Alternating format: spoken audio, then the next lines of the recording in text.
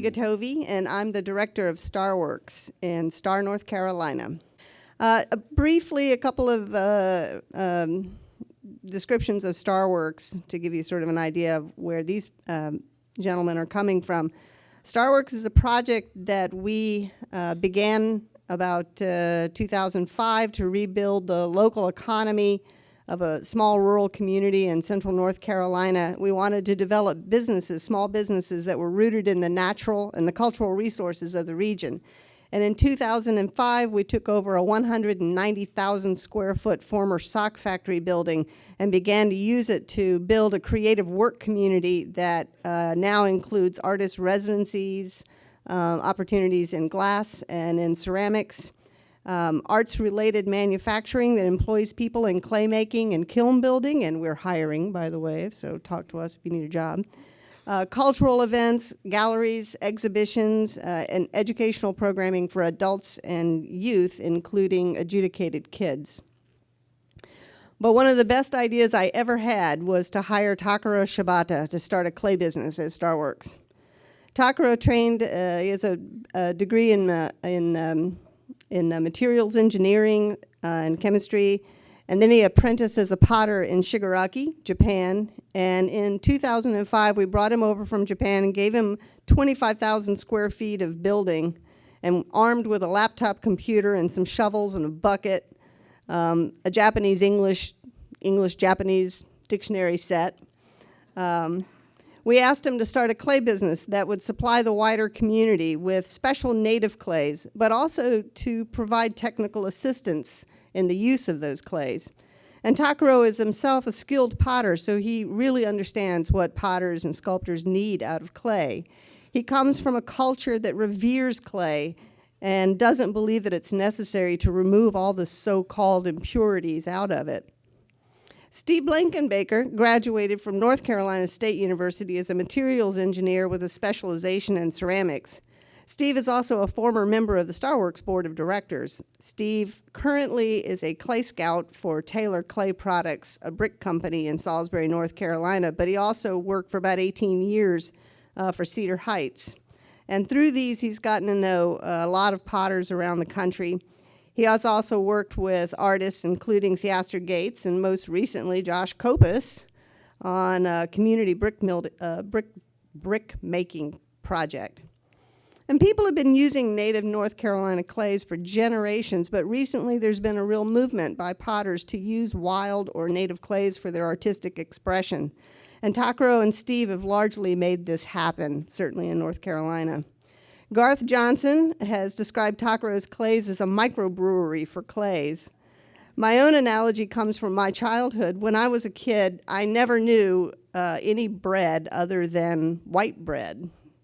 And it wasn't until I went off to college that I discovered what real bread actually looks like. It's got color and texture, and you can actually see the ingredients in it, and it has taste. I could never go back to white bread. And I hear potters say that once that they've used wild clays, they can never go back to air-floated, commercially prepared clays. And Takaro has a shirt at his booth, and in Japanese characters, it says Suji Aji, or taste the wild clay. I invite you to listen today to Takaro and Steve and begin your own journey to taste the wild clay. So please welcome Steve Blankenbaker.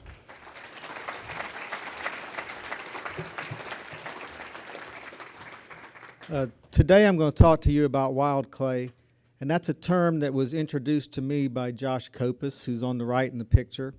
This is kind of a silly picture, but to me it says a lot, not just my friendship with Josh, but we're actually in a sand mine, and if you look behind us, you'll see this nice seam of very pure kaolin. We're also chewing the clay, which is a way that in the mine we test to see how much silica is there and how plastic the clay is. But what the wild clay movement is just it's not really for everybody, but you can do it on a small scale or a larger scale. But today we just kind of want to introduce that concept to you, that it might be something that might be of interest to you. This is a clay that Starworks uses. It's in the kaolin belt in the southeast, but look at all the beautiful mottled colors that are in that. This is the type of thing that most artists never really get to see because by the time you see the clay, it's heavily processed. But this would be just a typical kaolin that would be in that belt that would be more of the more dirty type with the purple and all that in it. Most of the time you think of kaolins as being very white, but not always. In North Carolina, we have a lot of different clays, and I know a lot of different potters that use some local clay. Nancy mentioned the taste of clay, and Takuro is going to talk about that a little bit.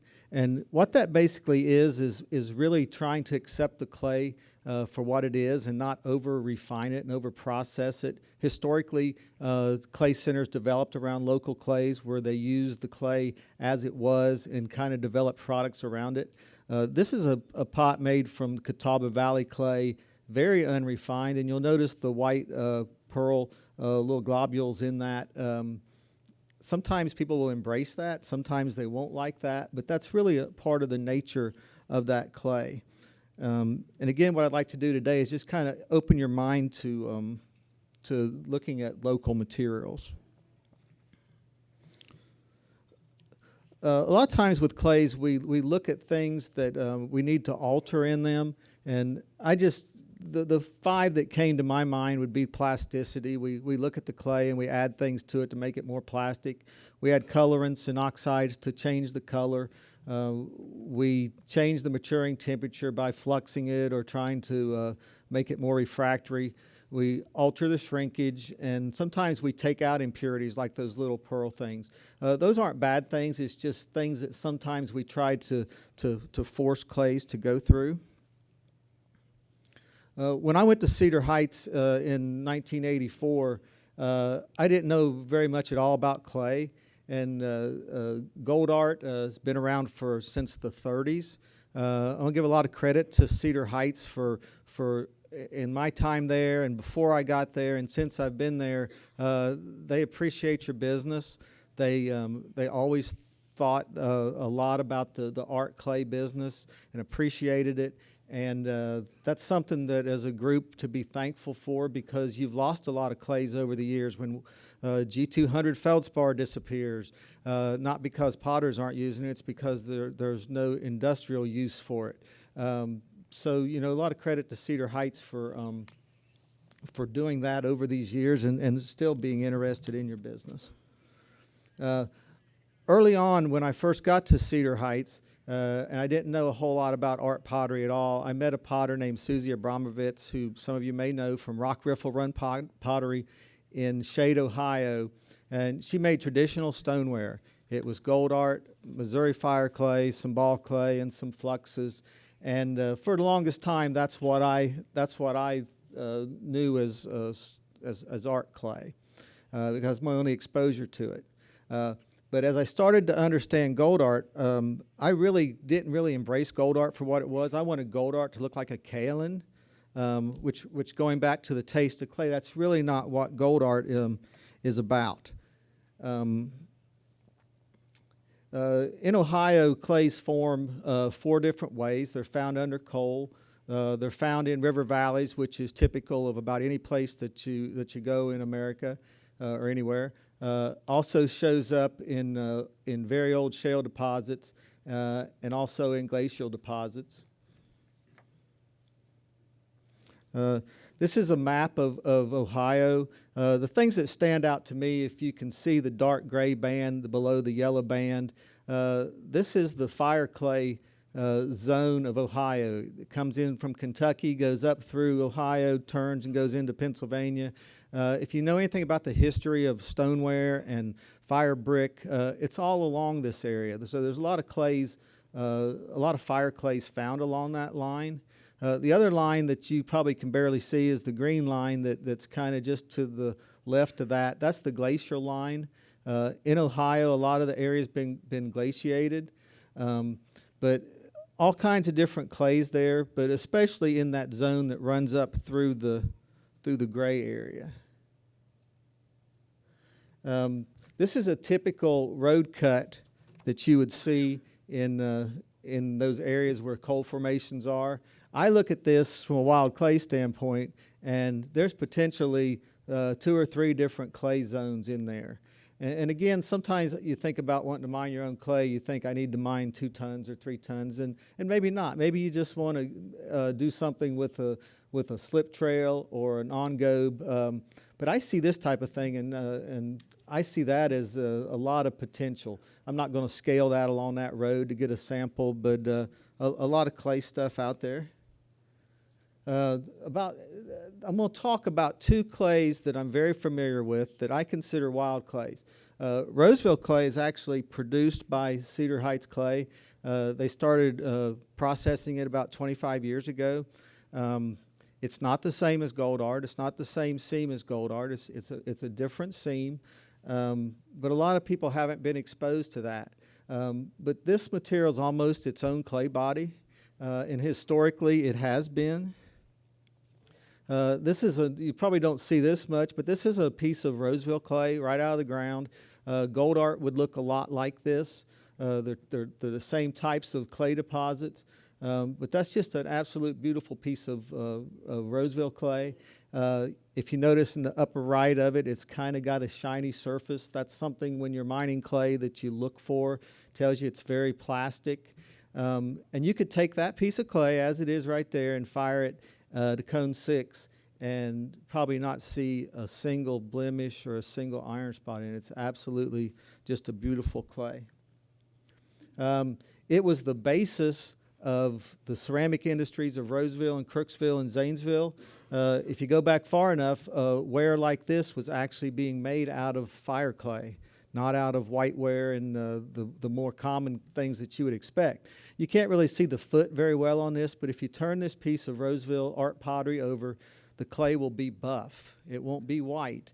So to me, it's just kind of unique to think about the type of ware that they were producing at that time out of a fire clay.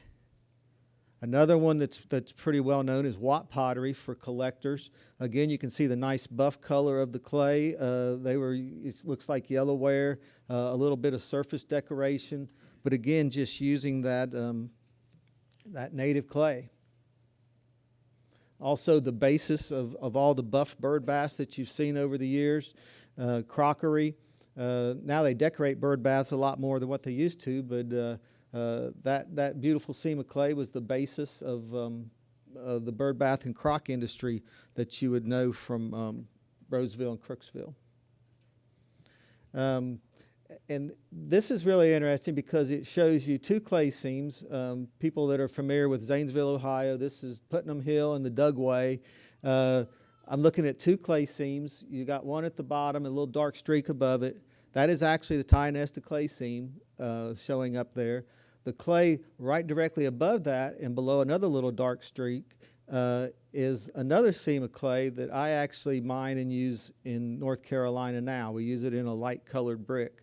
2 totally different seams of clay, but in different characteristics, similar in geology, but there they are right on the side of the road. Now, the interesting thing here is if I go back to the 100-year-old geology book, they took a picture in the same spot. So, and that's what got me to that spot. In looking for clays, and when I look for trying to help people find clays and locate clays, a lot of times the geology books are very old, and sometimes you've got to go to the big oak tree in the corner of somebody's farm to find where they referenced a clay sample 100 years ago. But this is one where this road's been there for a long time, and this was in a geology book. They recognized that for what it was. So that's Roseville clay. In North Carolina, we're blessed, and it's to the benefit of Starworks that clays form so many different ways. We get primary clay in granite, primary kaolin in granite. We get coastal deposits, which are the massive kaolin deposits that run all down through the southeast. We get primary in volcanic earths, primary meaning that it formed where you find it at. It wasn't washed in there. Believe it or not, we also have coal in North Carolina, and we have clay under that. We also find it in volcanic ash deposits And like you do in most of the country, we also find it in river valleys. The North Carolina clay I'm very familiar with that I want to talk about is Catawba Valley clay. This is a clay that Starworks uses. I use a little bit of it in brick. It's been around for, obviously for a long time, but potters have been using this clay for 150 years. It's been used traditionally for purely utilitarian functional wear, and this is just a typical type of a product that would have been produced in that area. The thing that you notice about Catawba Valley wear is it'll almost always be larger and thinner than what you're used to seeing. That's a property of that particular clay. It throws extremely thin and extremely strong. The other thing it's famous for is that alkaline glaze that I've never really developed much of a liking for, but I understand what they were trying to do. But that drip that you see there is just characteristic of Catawba Valley clay. Again, when I look at the picture of the old Reinhardt pottery, you can see some of the shapes down there that were traditionally made there. Very large water vessels and, again, salt glaze type ware. Nice close-up of a Reinhardt pot. Again, they're looking for purely functional ware, and they were just trying to figure out a way to make the ware impervious and waterproof, and the ash alkaline glaze was traditionally what they did.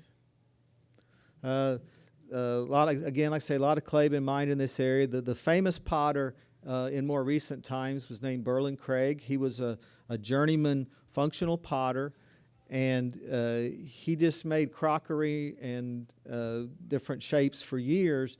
And in the 70s, he kind of became a folk hero. Smithsonian highlighted some of his work. And you notice he's making a face jug. This is kind of a North Carolina kind of thing. It was kind of a whimsy thing originally. So they started, as he became kind of popular and his wear became kind of collectible, he started making those.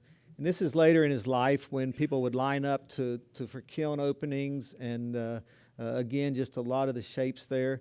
Before his son passed away a few years ago, I actually spent some time with him, and he took me around and showed me places that over the last 50 years they had actually mined clay to help me try to find clay like the Catawba Valley clay.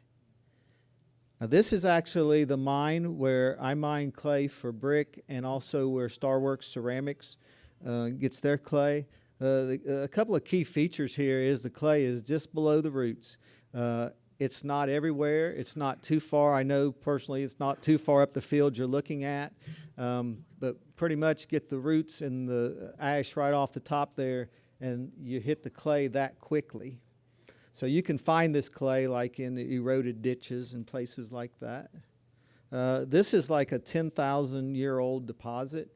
The Roseville clay that I mentioned earlier is like 300 million. So it's kind of it's hard enough to wrap your mind around 10,000 years. 300 million years is almost impossible, but that's a side of it. Another, this is the same deposit. Again, the clay is right below the roots. It's just right on top of the ground. This is an expanded view. We were mining it for brick. We got 14 foot of material with about 6 inches of material on top of it, right at the surface. Now, for brick, every place I've ever worked with clay, we always balance plastic clay with sand. So that happens almost every place I've ever seen clay. So as I look across this expanse, I know the area. It's all good for brick. It's not all the best for pottery. So when Starworks gets material, we try to get the purest. Here we've got the clay uncovered, and even here you can see some zones of some stuff. The clay just to the center left is the most plastic, and that's what Starworks gets. And this is me by the big pile of clay at the brickyard. So we use about 6,000 tons a year. So we get to see a lot of clay. And again, we're always looking for different places to mine. The company I work for makes all different colors of brick. So we're always looking for clays that are more plastic or burn white or burn dark or burn different pretty shade of red.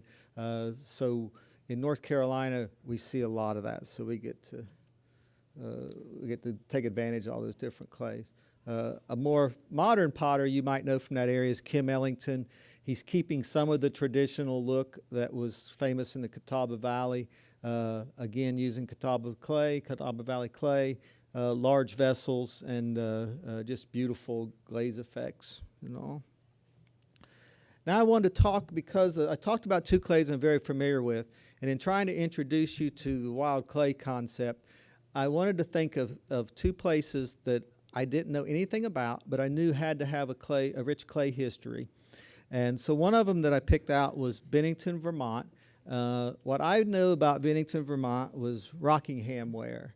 And I knew that it went back well before white wares were developed. So I figured that there had to be some clay native to Bennington, Vermont.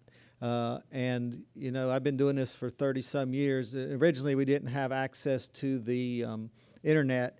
And in my early days, I was always looking for ways to buy geology books. Now I can almost find every geology book I want online. And it doesn't take very long if I want to go to Bennington, Vermont and do some research to find out about traditional Bennington clays. Again, just the nice white body with some Albany slip and some dark glaze on it. What I found out really quickly was there's primary kaolin in Vermont. A lot of granite, a lot of feldspar, and I found out that somebody had already been out digging the sample, and it's right on top of the ground. Now, if this was in North Carolina, I would have 15 friends wanting to see what that would do and want to go with me to dig that, and that's kind of how easy it is there. Again, probably not going to mine your whole supply of clay, but that's primary kaolin. It formed right there. It wasn't washed in there. Probably a little short, very high temperature, probably very white, and you could refine it, get the roots out of it, and do some stuff. Another picture of the same place. Again, pretty easy to find out information on that. I also found out that not only did this individual, and they did pretty good on their website to detail where they found it at and what they did, but there was also a pretty extensive kaolin operation, commercial kaolin operation in there for a number of years, supplying clay to the paper industry. So that tells me that it's a very high quality material. The early people that used this probably had to refine it, and they probably found something feldspathic in the neighborhood and maybe refined it to get it more plastic. But again, we're finding out about a wild clay in Bennington, Vermont, really with just spending a little time on the internet. The second one I want to talk about is the Woodbridge, Sayreville, Perth Amboy area of New Jersey. I've always been an admirer of architectural terracotta, and I knew that this area among making fire brick, they also made a lot of architectural terracotta. And I knew they had to have some really good clays to do that. I knew they were usually stoneware and buff type clays. So I started looking for information on Sayreville. I also collect bricks with names on them. So in my collection, I have this nice white enameled Sayreville, New Jersey brick that is an absolute beautiful clay body. I look at that and I think of my friends at Starworks, and I think, boy, if we had that down here, we'd be trying to refine that and do something with that. But obviously, looking at that, there's a nice stoneware clay in Sayreville, not just from the history that we know about, but also from just looking at this particular brick. It was real easy to find a lot of information on Sayreville. I find out that there's two massive deposits lay in layers that covers almost 40 miles across that stretch of New Jersey. One is more of an earthenware, and one is more of a stoneware or a fire clay, and I knew that because I knew there were a lot of fire brick made in that area. Some of you may remember Valentine fire clay, which was used, the artist kind of found that, again, more like a stoneware type clay. So found that. Then I also found this, which would definitely get my North Carolina wild clay people all excited. This is a picture I found on the internet where people are going to the clay mines the Cretaceous clay mines in Sayreville to dig for amber. Now, my clay friends wouldn't be too excited about the amber, but they would be very excited about going there and getting some clay and testing it. Again, a lot, I don't know exactly where this spot is at. I could probably take what information's right there and figure it out. You got to be careful where you go. But I'm not saying to just take off and go into some field like that and do that. But main thing is just to open your mind to the possibility that you can find some local clays. Look in geology books. Look at mines that are out there. You might be surprised if it's something that interests you. And that's basically what I wanted to do today, was just to expose you to what this wild clay thing, and to maybe open your mind to the thought that it might be something that you might be interested in. Thank you.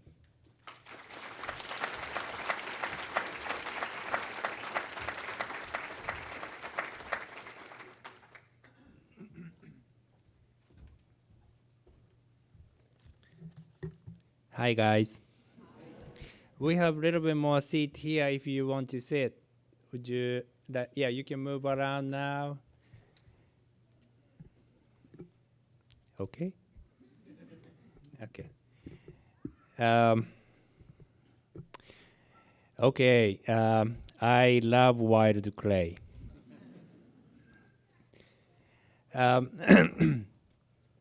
Sorry. I am originally from Japan, and I came to North Carolina 13 years ago. So, and with my wife Hitomi, and we got 2 children. And yesterday I was practicing my presentation, and my son, 7 years old and 10 years old, checked my English. So hopefully mine's okay today. Okay.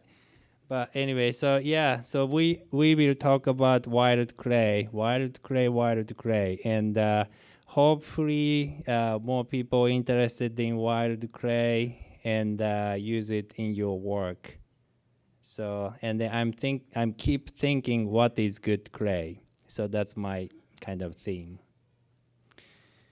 Okay, so firstly, I would like to talk about Shigaraki, where I study making pottery.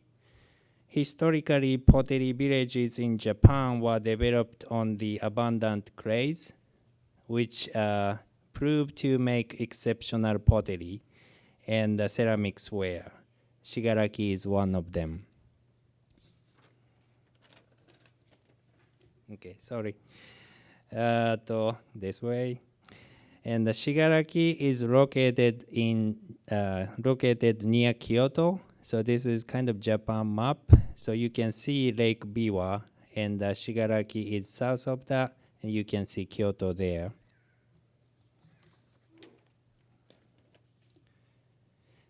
This way. And clay is the fundamental material for ceramics. Good pottery needs to start with good clay. The area potters has been looking for and sourcing good local clays for centuries in Shigaraki. So yeah, this is the old Noborigama kiln in Shigaraki. When you go there, you can see some of these kind of abundant Noborigama kiln.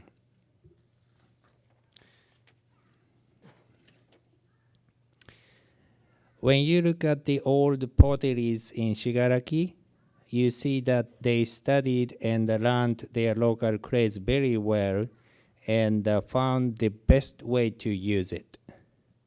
They developed their own firing processes and glazes and decorating techniques, which helped establish their own unique pottery and the ceramics products. These are the old Shigaraki jars. I believe it's 15th centuries. And you can see like a middle part, some of them are bloating, right? Can you find it? And then some of them are slumping or like kind of warping. So like they didn't know, but they need to try out. And they found out, oh, we shouldn't fire this hot.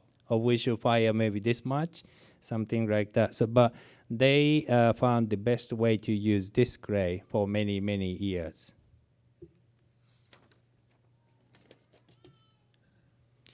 And this is kind of old, one of the example, Shigaraki jars. And these public collection of Shigaraki Ceramic Cultural Park Museum, Ceramic Cultural Park Museum in Shiga Prefecture. And both of them are made in 15th century. And they let me use their picture. This is my teacher, Hozan Tani, in Shigaraki. He is third generation potter. And there are so many potters there in town. And there is a Shigaraki Ceramic Cultural Park. They do residency artist program, and also they have museum. And they have a Shigaraki Research, Ceramic Research Institute, and 3 clay companies, and kiln building companies, and the glaze making companies, and yeah, so many in small town. So yeah, if you go, you will enjoy there. And when we go there, I mean, when you walk downtown and in front of the pottery shop, you will see so many these. These are good luck ceramic raccoon figure. We call tanuki, but this is if you keep this one in your shop or a house, you will get good luck. So everybody should have one. But this is kind of not really great ceramics example for Shigaraki, but like yeah, Steve was telling about the Katababari face jug. So that it's not quite the same, but it's kind of Shigaraki's face jug. And there are 3 feldspar mines in Shigaraki, which is great resources for them there. So yeah, when we were working there, sometimes we took a group of them there, and you can find some clays there too. And this is well-known old Shigaraki clay pit called Kinose. This Kinose clay does not have good walkability, so it is sandy and short.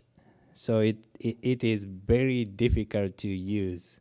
But once you made it work, you can get really good, beautiful clay textures and flashing. And this clay got so famous in the area, and it is small clay making operation. So the price of the clay is very expensive now, and $100 for 50 pounds.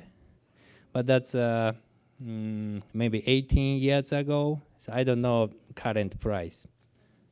So don't blame me. So there are many.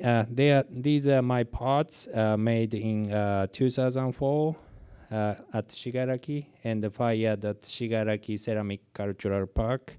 So you can see, the left one is Hikidashi Chawan. So when we fire anagama kiln, and then when we keep the top temperature a little while, and then we put out pots at the top temperature. And the ash melt, and sometimes ash melt to make a beautiful green color. But you can see the textures of clay, and you can tell it's high temperature clay. And Shigaraki clay will flash really beautifully. So the right one, the long tray, has a kind of 2 different flashing. One from the clay, and the one from the seashells. I put seashells 3, so you can see the color difference, seashell flashing and the clay flashing. But one of the example. And today, clay company in Shigaraki process local raw clays to make pottery clays. So some use wet processes with filter press. Shigaraki potter can buy clays from these companies, and they don't need to spend too much time process their own clay, but they can use local clay, so which is nice. And this company, Seido Clay Company, they use wet processing. So dump truckload of clay from mine to their shed, then let it dry, and it goes into the giant ball mill to make a clay strip. And clay strip going to the filter press, and then after the press, it goes to the pug mill. So in US, many people make their clays from grounded powdered clays from clay mining and processing companies. This is great for convenience and economics, but there are not a lot of clays and materials available to choose from, and these numbers continue to decline. So like Steve said, you can see this on this photo. This was 2006. You can see G200 back there. We want to have that one. And yeah, so now, yeah, it's you will find out maybe you might lose this and that. And yeah. Let's see. Oh, yeah. And even when you are in different states or region, everyone pretty much uses same materials and clay. So there is not much regional uniqueness. So it would be great to make available to artists new local clays and materials to give more option to choose. Even if you find amazing local clays close by, oftentimes practicality and economy do not work for most of the potters and schools to process clays in good volume. Right, you can find good clay, but it takes too much time and work. Although some potters sources local clays and process their own materials, and it is great. But it is just a lot of work and time, so some artists cannot make it. And yeah, so it is usually needs to be more than just an individual artist to set up big enough equipment to be able to bring the wild clays to the potter's hand. So Starworks Ceramics started in 2005 for researching local North Carolina clays and process them. This is wet processing, so it is similar to hand processing. Many individual potters has been processing their clays like this one on a smaller scale, which is to wet branch, screen, filter press, and pug. And it's kind of hard to tell just by watching picture, but if you guys come to North Carolina, I can show you around. And some of the North Carolina clays have natural hard pebbles and sand. If you use wet processing, you don't crush those hard rocks to powder, but you can keep the coarse materials as a natural part of the clay body. So you can use plenty of water to process clay for this wet processing. So all the clay particles will be completely hydrated to maximize the plasticity. The screening process is much easier if it is done by wet and no dust, and the finest particle being recovered. but it is lots of work, and it is long process. These are pebbles and sand from screening clay process. It is junk, but this is gold for some artists.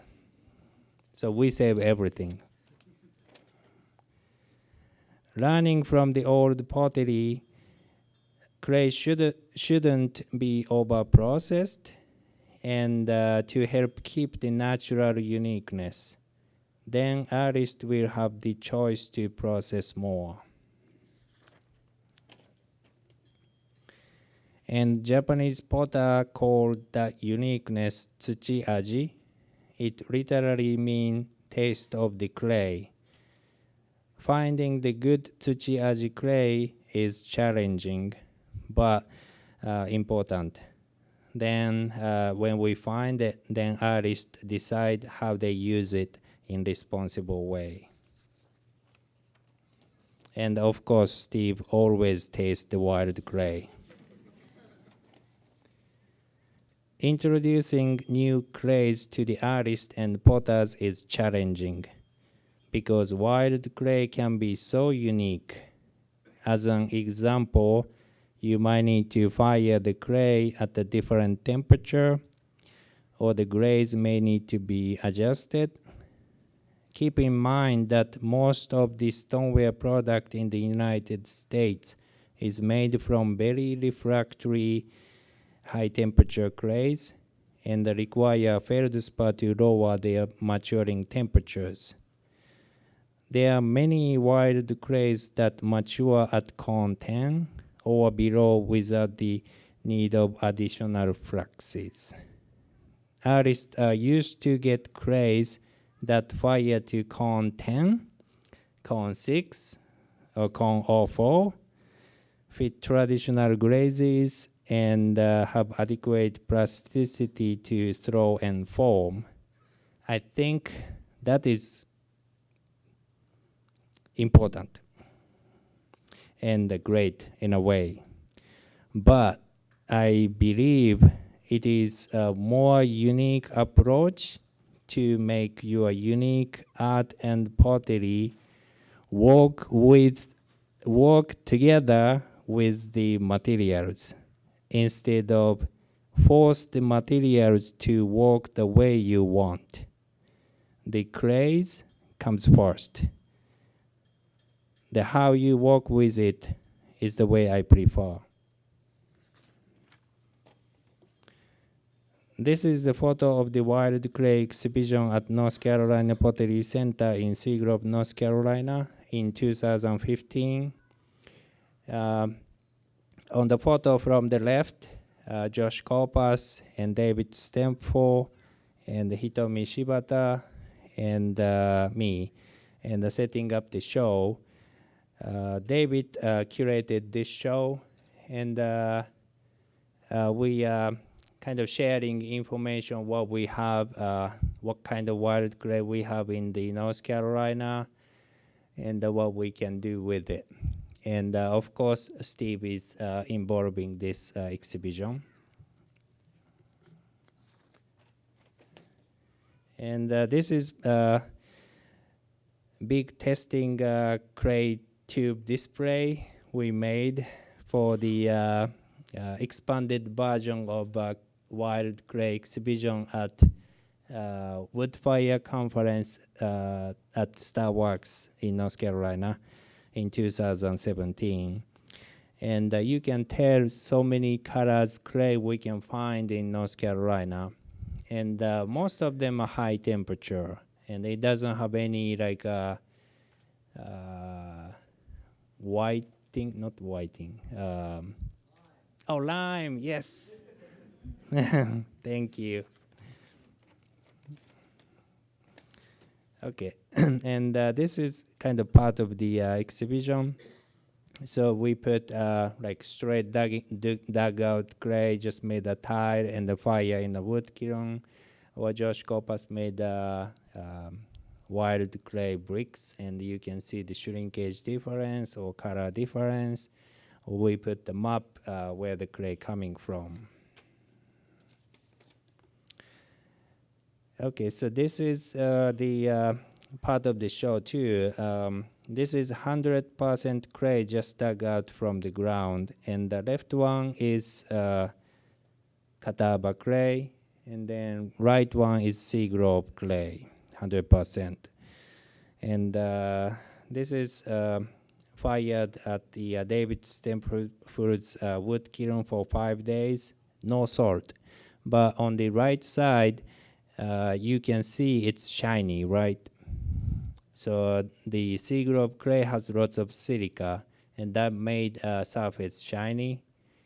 On the other hand, Catawba clay is not get shiny. So that's a big difference. And when you put glazes on both clay and fire it, Seagrove clay doesn't take glaze well, so it peels off really bad. But Catawba clay glaze fit really well. So maybe that's the reason why Seagrove potter use ground kiln, wood fire kiln with the salt. So salt is more contract, so it's better for the high silica clay body. And then Catawba clay, they use alkaline glaze instead of salt firing. So that's probably difference of the clay, and they made their work for the clay, I think. And I am now living in Seagrove, North Carolina, which is one of the largest clay working community in the US. Over 100 artists working in clay, and me and my wife Hitomi Shibata set up our own pottery studio there and 2 wood kiln there.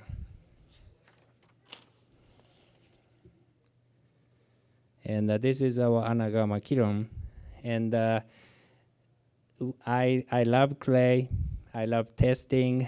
So testing is kind of part of my job, but part of my interest too. And if I try, I can find out more. But it is always not successful. And these are some of my work. The left one is mine, and then right one is Hitomi's. But you can make beautiful pieces with the wild clay. It's really what really depends on what you want to make. So wild clay is not for everybody, but some people may really like it. Some people really hate it, but you can do so much with it. So I still don't know the answer to the question, what is good clay? But I'm learning every day about clays from amazing people and from wild clays. Thank you so much.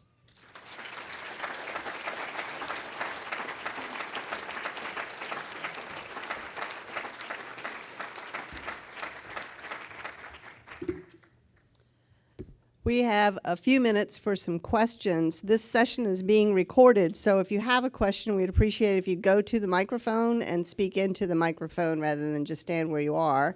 And I'm sure Steve or Takara would be happy to answer any questions you have.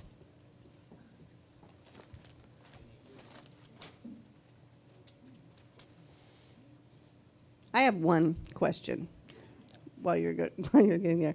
What is the most challenging aspect of testing and researching wild clays?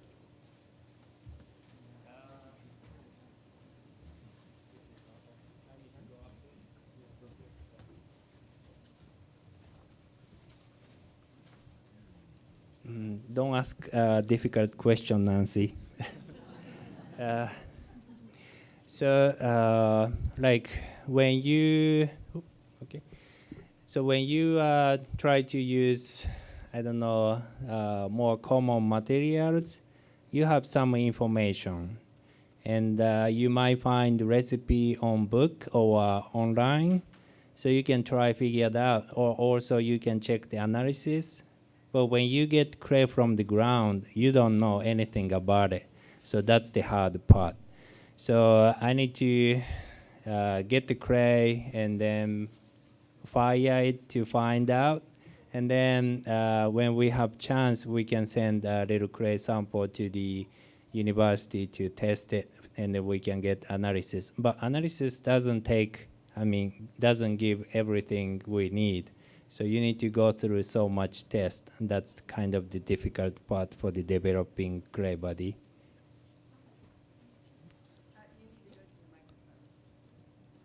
Oh, okay. My question is, if you are a potter or a sculptor and an artist and you're digging, let's say you dig 100 pounds of clay, could you briefly describe how you would process that to the point where you could possibly use it? And do you need to, let's say you're using it and you find that it has absolutely no plasticity.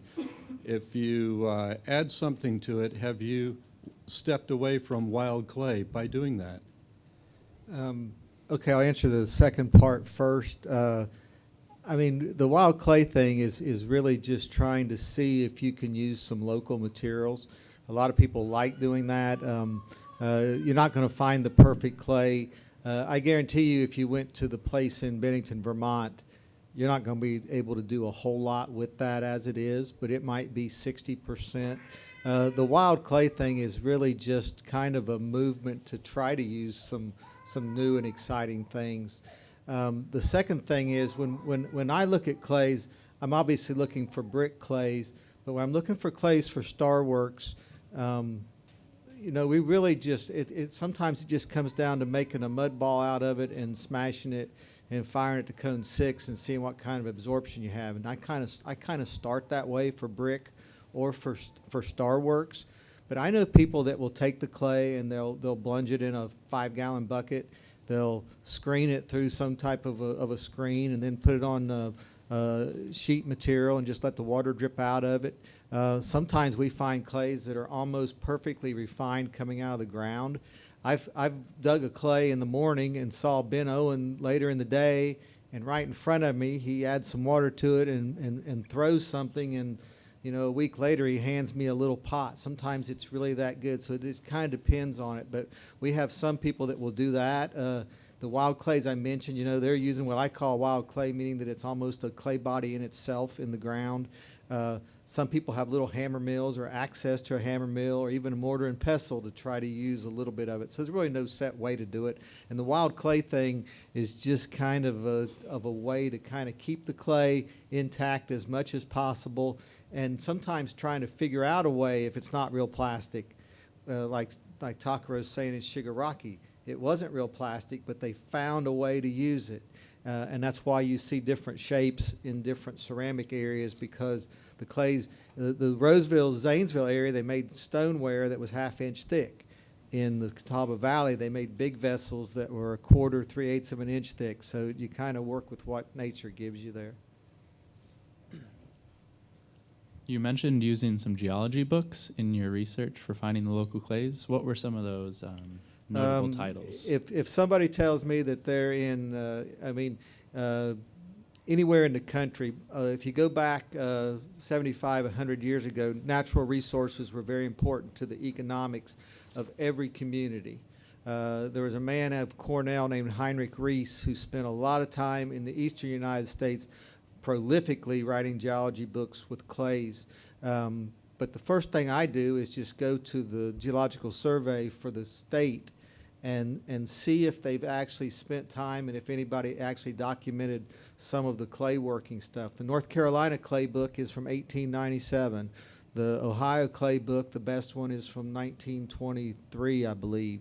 A lot of resources out there, and like I said, a lot of times you go there and there's a Walmart setting where you want to dig the clay, but there's a lot of resources out there, and then but you got to realize that the economics that drives the research probably hasn't been there in 50 or 60, 75 years. So you're probably going to find older information, but very detailed sometimes, and people like Heinrich Rees put a lot of effort and a lot of research into telling you that there's good clay in Sayreville or Woodbridge, New Jersey, or Bennington, Vermont. So there's information out there. Yeah, I just want to ask the speaker in the middle, how do you classify your work? Because you said that you are original from Japan, but now you are using material that are sourced in America. So how do you classify your work? Is it a Japanese-inspired ceramic work, or is an American?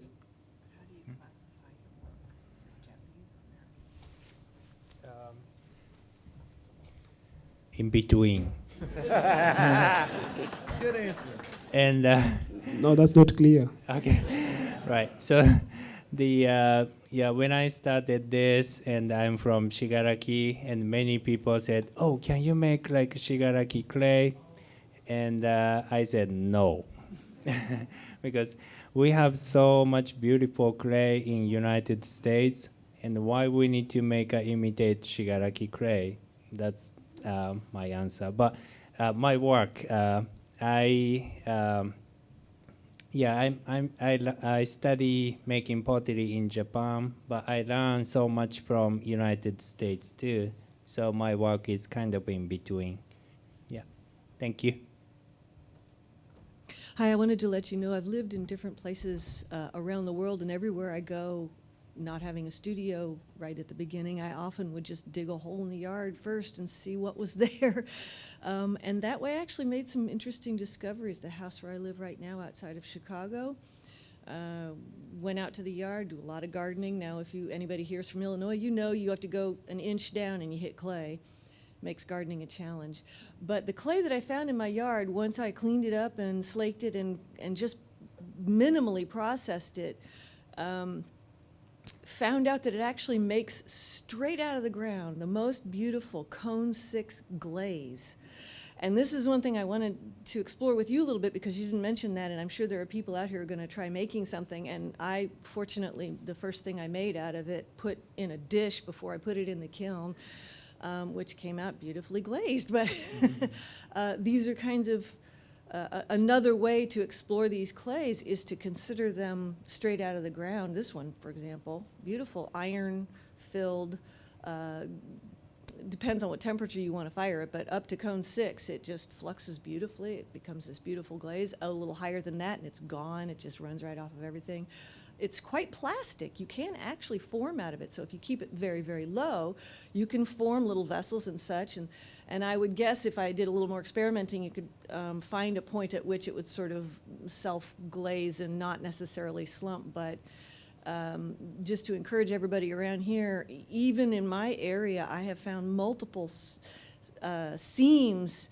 And I'm kicking myself because they built an addition to the high school by my house, and I drove by one day and saw this beautiful white seam as they had dug a new foundation, and they had poured the concrete before I got a chance to go back and dig into it, so that's gone. But any more suggestions on... I would just think if you saw it as a glaze at cone 6, the first thing I would do would be back up and see where it's a good piece of ceramic. Yeah, I did that at about cone 4. Yeah. 04. It didn't really fire. Once you hit past about 2, it just started to When go. you say plastic and vitreous at cone 6, I think slip clay, and I think of it as a basis for cone 10. Okay. We have one more person standing at the microphone for a question, and then that'll be the last one. Sorry. Well, it wasn't really a question. It was just a token of gratitude to everyone at Starworks. I wanted to say thanks to Steve. I haven't really met you yet, but Takaro and Nancy. And I like that you addressed how much work it takes to get clay, because I'm interested in where clay is sourced, but as an artist and an academic, I'm more interested in what I can make with it. So I think that's really great what everyone's doing at Starworks, especially Takaro, helping bridge that gap between artists and the source of the materials with, alleviating some of that work for me, and I really appreciate you. Thank you.